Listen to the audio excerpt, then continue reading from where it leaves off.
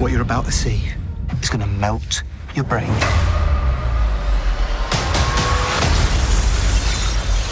All right, here we go. Experience the 6th episode of that. Only on Disney Plus. Pretty cool, right? The best Marvel series ever. Marvel Studios' Moon Knight. Now streaming only on Disney Plus. Steven is this mild-mannered young man who, well, relatively young, who works at a museum gift shop. You know, he's desperate for connection. Has fainting spells. He has blackouts. He has sections of his memory that he's just like not sure what's happened.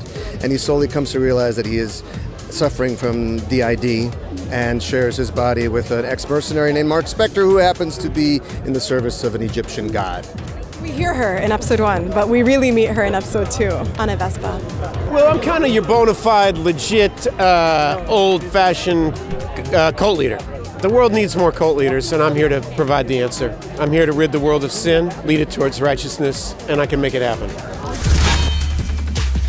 We were goofballs, and we just had so much fun. It was interesting to be able to personify Khonshu, in the flesh, and to be able to bounce off Oscar Isaac and Ethan Hawke and have a lot of fun playing with the performance, really. Honestly, it was like a master class every day. I mean, you talk about Oscar Isaac, Ethan Hawke, May Calamawy, all at the top of their game. And honestly, I don't look at any of them as actors. They're storytellers first and foremost, and the brush they paint with is acting. And when you work with actors that approach it like that as true storytellers, in my job, it makes it so much easier and it's so refreshing, and the world's getting ready to see their performances. Moon Knight was something that, 15, 20 years ago, we would talk about as, wouldn't it be fun someday? That's how everything starts at Marvel Studios. On the surface, it's a very grounded story about this man, Stephen Grant, and what he's experiencing.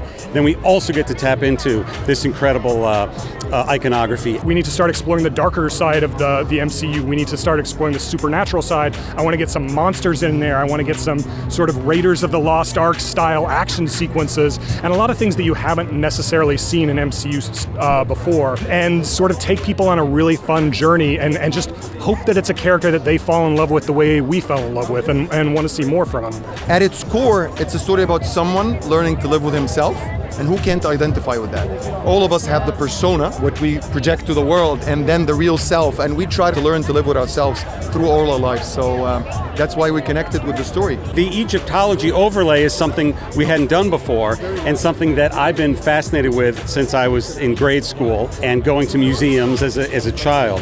And that's a whole other realm of mythology for us to tap into within the MCU. I think Oscar's performance is really amazing. Oscar Isaac's performance. Oscar Isaac.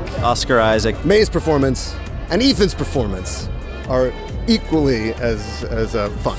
I'm excited for them to see so much representation when it comes to the mental health aspect of it, to Egypt. We want to take people on a trip. We want to give them an amazing ride.